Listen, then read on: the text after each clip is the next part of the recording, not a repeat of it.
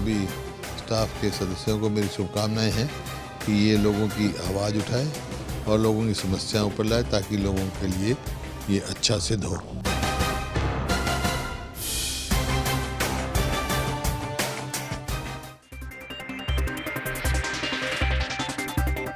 हरियाणा के ठीक बीच में बसा रोहतक, मौजूदा सरकार में सत्ता का केंद्र, राजनीतिक ताकत का केंद्र रोहतक। रोहतक में कुछ तो है जो प्रदेश के दूसरे शहरों से जुदा है, ज्यादा है, अच्छा है। कुछ तो है इस शहर में जो दूसरे इलाके के लोगों को चुभता है, अखरता है, उन्हें जलाता है। कुछ तो बात है इस शहर में जिसकी तारीफ होती है, जिसकी आलोचना होती है, जिस पर राजनीति होती है। कुछ तो वजह है, यूं ही नहीं रोहतक को सीएम सिटी कहा जाता। नमस्कार, खास कार्यक्रम सुनिए मुख्यमंत्री जी लेकर एक बार फिर हाजिर हूं मैं, दीपकमल सहारन। हमारे आसपास अक्सर समस्याएं तब जन्म लेती है जब सरकारी नियमों की अनदेखी होती है। ये समस्याएं और बढ़ जाती हैं जब नियमों की अनदेखी और लगातार होती रहती है। सुनिए मुख्यमंत्री जी कार्यक्रम के जरिए हमने देखा है और आपको भी दिखाया है कि हरियाणा में अलग अलग हिस्सों में तमाम समस्याएं हैं। ऐसी समस्याएं रोहतक में भी हैं, सीएम सिटी में भी हैं। पूरा हरियाणा ये मानता है कि हरियाणा में रोहतक का सबसे ज़्यादा विकास हुआ है। पिछले कुछ सालों में तो इस शहर की काया पलट हो गई है। हम भी ये मान लेते अगर हमें भी रोहतक के विकास में एक खोट नहीं दिखता। दरअसल हम रोहतक शायद आते ही नहीं अगर यहाँ खोखरा कोट नहीं होता।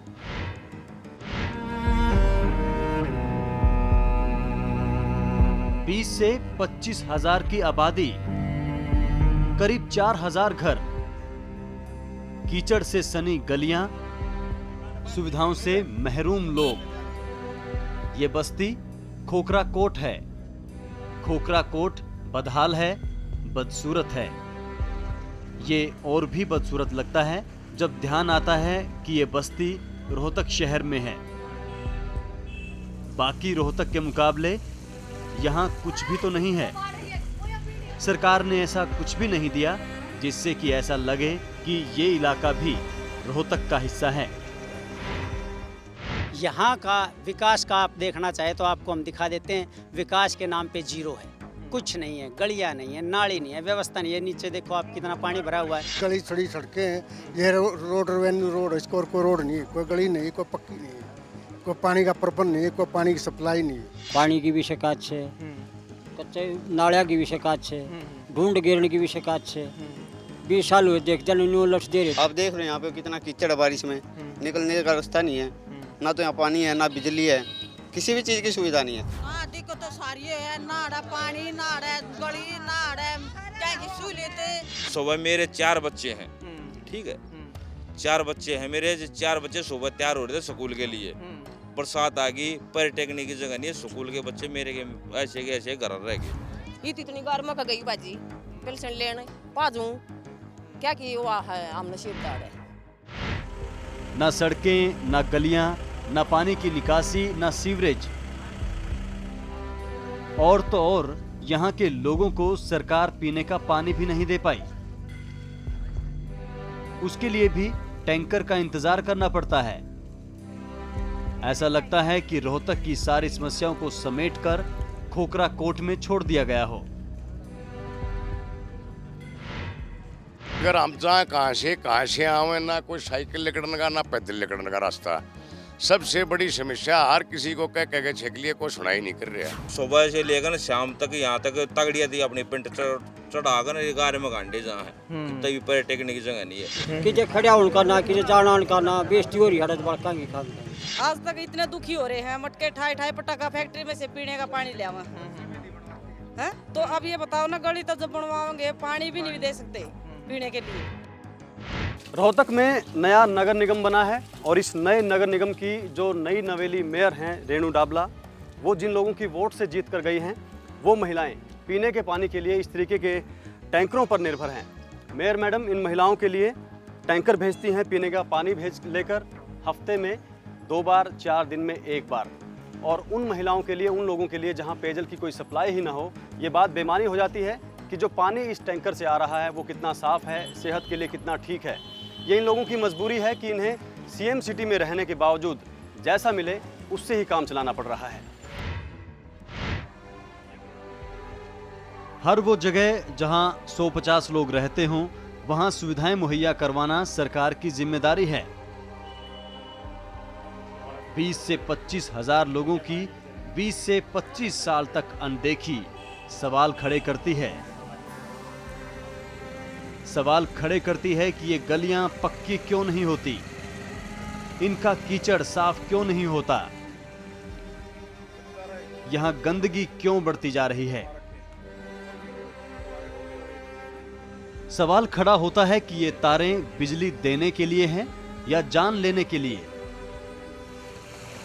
सवाल तो ये भी उठता है कि अगर लोगों की बुनियादी जरूरतें ही पूरी नहीं कर सकती तो वो सरकार किस काम की, वो प्रशासन किस काम का। 40 साल से यहाँ लोग रह रहे हैं तो देखो रहने का अधिकार चाहिए। अगर कोई भी अगर दूसरे देश से भी आकर यहाँ इस देश में रहता है तो सरकार उसको शरणार्थी घोषित करती है। रहने की सुविधा, खाने की सुविधा, मकान की सुविधा दी जाती है। और जो लोग यहाँ फिलहाल इस टाइम में बस रहे हैं तो वो कहीं कोई विदेश से तो है नहीं। हर कोई कहता है कि हम रास्ता देंगे, ये करेंगे, नालियाँ करवाएंगे, गली बनवाएंगे, पानी देंगे, बिजली देंगे।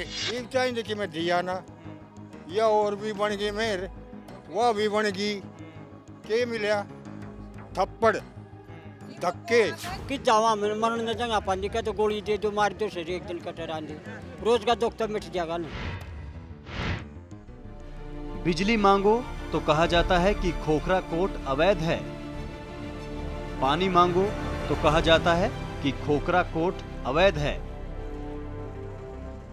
गलियां, सड़कें, सीवरेज कुछ भी मांगो तो यही कह दिया जाता है कि खोखरा कोट अवैध है, यहां बने मकान अवैध हैं, इसलिए यहां सुविधाएं नहीं दी जा सकती। सड़कें हैं, सड़कें आर्कियोलॉजी डिपार्टमेंट का बहाना बना करके प्रशासन ने या सरकार ने उन्हें बना करके नहीं दी। पानी की पाइपलाइन नहीं बिछ पाई, नियमों का हवाला दिया गया कि पुरातत्व विभाग की जमीन है, बवाल खड़ा हो जाएगा, नहीं बन पाएंगी। जब भी कोई शिकायत करते हैं, जब भी किसी को अपनी बात बताते हैं, हमें कुछ सहूलियत दियो, यूनिटी ग्राउंड पर कुछ चीज़ें हमें मिलनी चाहिए, तो वही की बात जानते हैं, ये तो प्रोटेक्ट एरिया है, ये मतलब अनऑथराइज कॉलोनी है, इसमें हम कोई नहीं दे सकते। अगर हम किसी भी नगर निगम में या किसी भी अफसर के पास जाते हैं, वो कहते हैं भाई आपका खोखरा कोट का एरिया है और आप जा सकते हैं, आपका कोई काम नहीं होगा। ये मानस भी अवैध हो जाए हैं, इन ये जहाँ है तो इनकी सुनाई भी नहीं होती।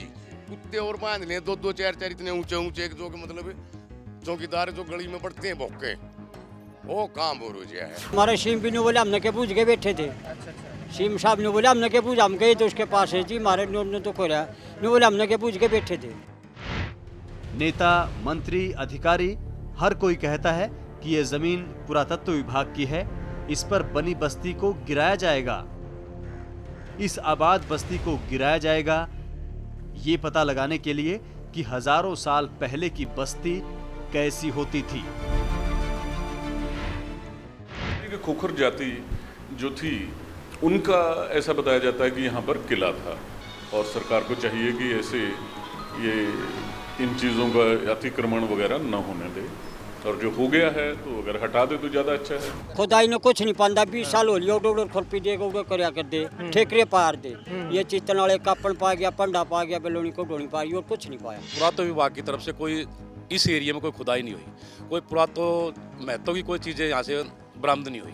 प्रत्येक विभाग को पहले खोद चुके, इसमें कोई चीज़ नहीं मिली, सिवाय पत्थर की 1-2 मूर्ति या कोई ठेकरे या कोई मिट्टी के बर्तन के अलावा कोई ऐसी चीज़ नहीं मिली जो कि ऊपर दिखाई जा सके जिसका कोई ऐतिहासिक महत्व।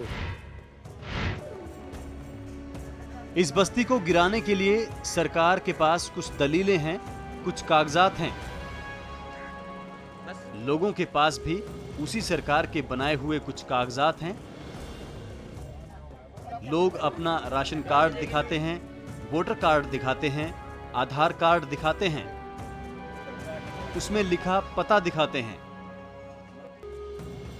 कहते हैं कि अगर उनके मकान अवैध हैं, उनका पता अवैध है,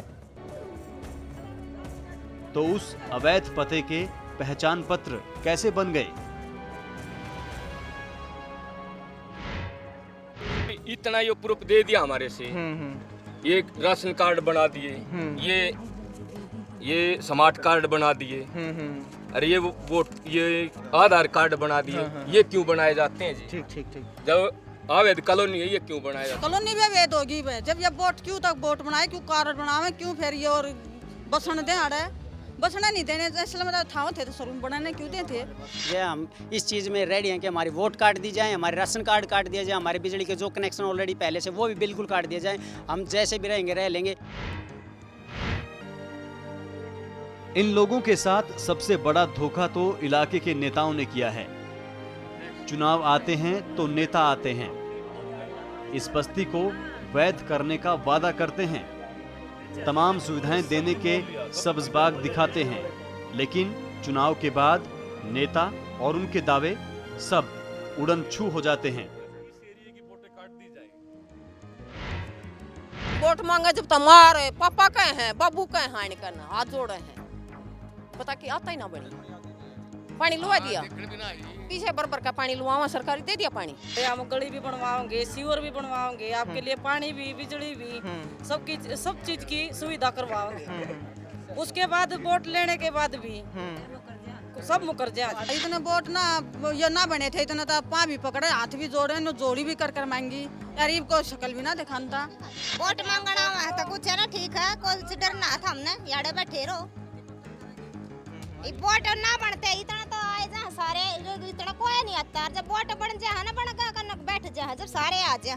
सबसे बड़ी शिकायत तो हमारे जो हरियाणा के सीएम रोहतक सिटी के, सबसे बड़ी शिकायत तो उनसे। जब सीएम साहब एमपी थे उस टाइम में कलोई हल्का था और यहीं से लड़ते थे वो इलेक्शन। उस टाइम उन्होंने बार बार यहाँ आके कहा पानी देंगे, ये सुविधाएं देंगे, बड़ी बड़ी मीटिंगें हुई यहाँ, उस दौरान वादे हुए, लेकिन वो वादे आज 20 साल के बाद भी पूरे नहीं हुए। तो तपा पकड़े हैं, हाँ माता जी या गाड़ पक्की करवाओगे, माता ही नहीं होली का एमसी बन लिए। जब तो लोग हम पसीना पड़ेगा ना, थारा उड़ा खून बहाएंगे। खटक ने भी कही, डाबड़ ने भी कही, सीएम ने भी कही, आशा बुलाई थी आड़े, आशा पर हमने पेट डलवाया, लोगों लगे हम बिला सेवा लाई है, मतलब सेवा हम कराएंगे। उस दिन तो वालों कही थी सेवा करो, पेटा ला दिया है, आई हमारी गलियाँ बात नहीं करती, नहीं बोले हमने के पेट पूछ के बैठे थे। सीएम साहब कहते हैं वोट तो दे दो जी, हम आपको। लोग कहते हैं कि अगर उनकी बस्ती अवैध है तो उस बस्ती के वोटों से पार्षद कैसे बनते हैं, एमएलए कैसे बनते हैं, एमपी कैसे बनते हैं। अगर इनका वोट अवैध है तो इनके वोट से बने ये नुमाइंदे भी तो अवैध होने चाहिए। पहली बार नगर निगम बने रोहतक की मेयर भी इसी खोखरा कोट के वार्ड नंबर 4 से पार्षद हैं। अगर ये इलाका अवैध है, जमीन अवैध है, आदमी अवैध हैं, तो इनकी वोट अवैध क्यों नहीं है? इनकी वोटों से सीएम क्यों बने? इनकी वोटों से एमपी क्यों चुने जाते हैं? इनकी वोटों से एमएलए क्यों चुने जाते हैं? इनकी वोटों से एमसी क्यों चुने जाते हैं? आज अगर मैं बात करूं आज के दिन की, जो रोहतक नगर निगम की चेयरपर्सन है, जो मेयर हैं, वो इसी वार्ड से 4 नंबर वार्ड से चुनाव जीती है। जब वोट मांगते हैं जब तैयार अप्रूव हो जाती है, और फिर जब वोट मांगने के बाद में जब जीत जाए हैं, बन जाए हैं, फिर या हुआ है कॉलोनी हम अनअप्रूव हो जाती है। अगर हम हमें दें तो हमसे वोटें मत लें, जब वोट ले रहे तो हमें सभी चीज़ों की सुविधा दें। इलेक्शन के टाइम में 20,000 के करीब हमारी वोटें हैं, उस टाइम वो वोटें वैध हो जाती हैं। फिर अवैध है तो फिर हमारी क्या जरूरत है, फिर क्यों वोट ले हो? जब हमारी वोट बना रखी तो हम वो कैसे हैं। यहाँ एक छोटे से ब्रेक के लिए रुकेंगे। ब्रेक के बाद आपको बताएंगे कि खोखरा कोट आखिर बसा कैसे और अब इस पर राजनीति किस तरीके से चल रही है।